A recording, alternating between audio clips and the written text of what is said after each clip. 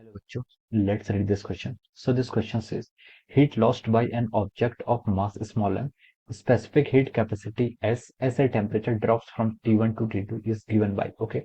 Option A is Q is equal to ms T1. Option B, Q is equal to ms times T2. Option C is Q is equal to ms times T1 minus T2. Option D is Q is equal to M S times T one plus T two. Okay, तो चलिए बच्चों अब हम इस question को start करते हैं। तो देखिए बच्चों, इस क्वेश्चन का की कॉन्सेप्ट आप क्या लिख सकते हैं। The key concept of this question, इस क्वेश्चन में हमें क्या बताना है। इस क्वेश्चन में हमें बताना है कि कितनी सिस्टम ने क्या हीट क्या लॉस्ट की। Okay, so we can write down the key concept of this question is heat lost by object. Okay, आपके ऑब्जेक्ट ने कितनी हीट लॉस्ट की ये हमें यहाँ पर फाइंड आउट करके बताना है। ओके, तो चलिए बच्चों अब हम क्वेश्चन को आगे प्रोसीड करते हैं।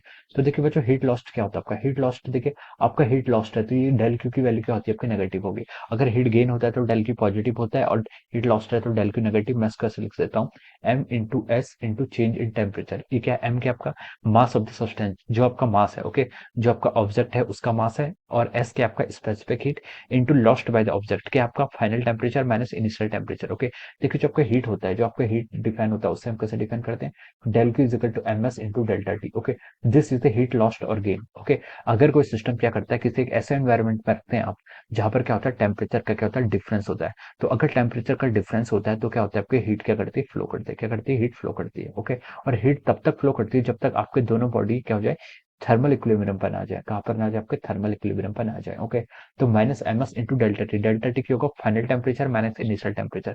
टी वन से टी टू में गया तो हम इसको लिख सकते हैं T two minus T one के इक्वल लिख सकते हैं। और फिर हम इसको क्या लिख सकते हैं, देखिए एम एस आपका आंसर आ जाएगा T one minus T two. Okay, ये आपका क्या हो जाएगा, आंसर हो जाएगा। Okay, so this will be the heat lost by an body if its temperature drops from T1 से T2 की, अगर इसका टेम्परेचर ड्रॉप होता है, so this will be the value of our heat lost। Okay, तो ये क्या हो जाएगा आपका, इस क्वेश्चन का आपका फाइनल आंसर हो जाएगा। Okay, so this will be the final answer.